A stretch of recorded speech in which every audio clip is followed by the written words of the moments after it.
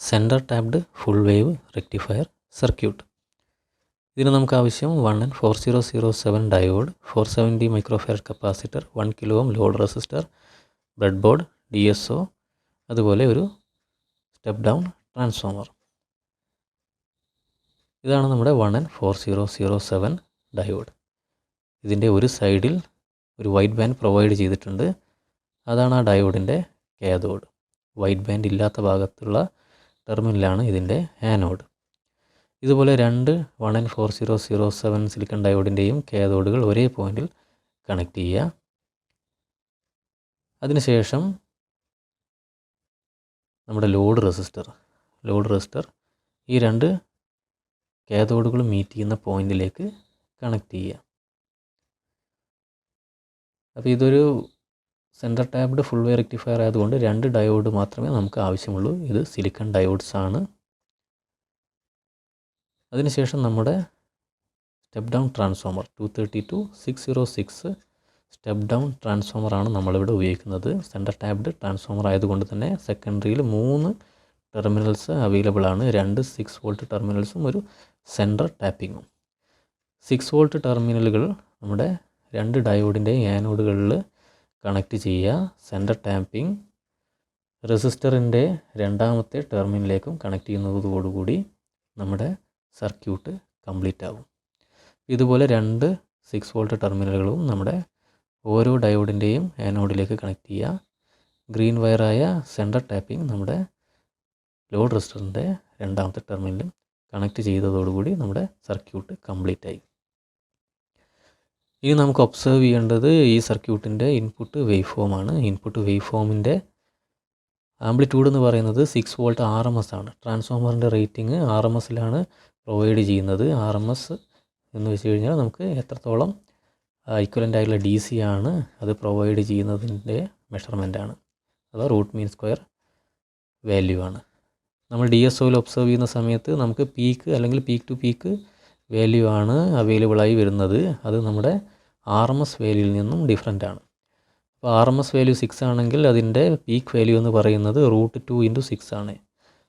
അതായത് √2 1.41 × 6 ഏകദേശം 8.48 വോൾട്ട് 8.5 വോൾട്ടിനടുത്ത് വരുന്നതാണ്.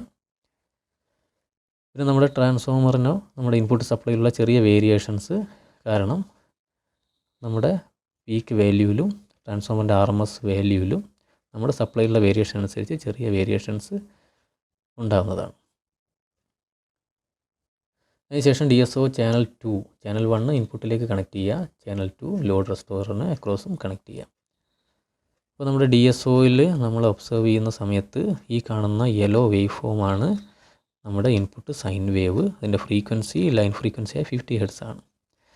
ശേഷം ഈ കാണുന്ന ബ്ലൂ വേവ് ഫോമാണ് നമ്മുടെ സെൻറ്റർ ടാപ്ഡ് ഫുൾ വേവ് റെക്ടിഫയറിൻ്റെ ഔട്ട്പുട്ട് ഒബ്സർവ് ചെയ്യുന്ന സമയത്ത് നിങ്ങൾക്ക് കാണാൻ പറ്റും പൾസേറ്റിംഗ് DC ആണ്. ഇതൊരിക്കലും ഒരു പ്യുവർ DC അല്ല. നമ്മുടെ പോസിറ്റീവ് ഹാഫ് സൈക്കിൾ അതുപോലെ തന്നെ ഔട്ട്പുട്ടിൽ വന്നിട്ടുണ്ട്. നെഗറ്റീവ് ഹാഫ് സൈക്കിളിന് ഇൻവേർട്ട് ചെയ്ത് വന്നതായിട്ടും കാണാം. പക്ഷേ ആംപ്ലിറ്റ്യൂഡിൽ വളരെ ചെറിയ ഒരു ഡിഫറൻസ് ഉണ്ട്. ആ ഡിഫറൻസ് നമ്മുടെ ഡയോഡിന് അക്രോസുള്ള വോൾട്ടേജ് ഡ്രോപ്പാണ്. ഡയോഡിന് അക്രോസ് ഏകദേശം 0.67 വോൾട്ട് ഡ്രോപ്പ് വരുന്നത് കൊണ്ട് തന്നെ പീക്കിനേക്കാൾ 0.67 വോൾട്ടിൻ്റെ ഡിഫറൻസ് ഔട്ട്പുട്ടിൽ നമുക്ക് കാണാം. പൾസേറ്റിംഗ് DCയെ പ്യുവർ DC ആക്കാൻ വേണ്ടി നമുക്ക് ചെയ്യാൻ പറ്റുന്നത് ഒരു ഫിൽട്ടർ കപ്പാസിറ്റർ അതിലേക്ക് ലോഡ് റെസിസ്റ്ററിന് അക്രോസ് കണക്ട് ചെയ്യുക എന്നുള്ളതാണ്. നമ്മളിവിടെ ഉപയോഗിക്കുന്നത് 470 മൈക്രോഫാരഡ് ഇലക്ട്രോലിറ്റിക് കപ്പാസിറ്ററാണ്. ഇലക്ട്രോലിറ്റിക് കപ്പാസിറ്ററിന് പൊളാരിറ്റി ഉണ്ട്, ശ്രദ്ധിച്ച് കണക്ട് ചെയ്യുക. ഇതാണ് ഇതിൻ്റെ ഔട്ട്പുട്ട്. അപ്പോൾ കപ്പാസിറ്റർ റിമൂവ് ചെയ്യുമ്പോൾ പൾസേറ്റിംഗ് DC, കപ്പാസിറ്റർ കണക്ട് ചെയ്യുന്ന സമയത്ത് പ്യുവർ DC ആയിട്ട് മാറുന്നുണ്ട്. കപ്പാസിറ്റൻസിൻ്റെ വാല്യൂ കൂട്ടുന്തോറും ഔട്ട്പുട്ടിൻ്റെ പ്യൂരിറ്റി കൂടുന്നതായിട്ട് കാണാം.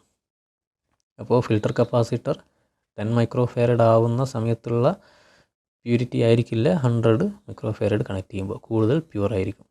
100ന് പകരം 470 കണക്ട് ചെയ്യുന്ന സമയത്ത് കൂടുതൽ പ്യുവറായിട്ടുള്ള DC നമുക്ക് അവൈലബിൾ ആയിരിക്കും.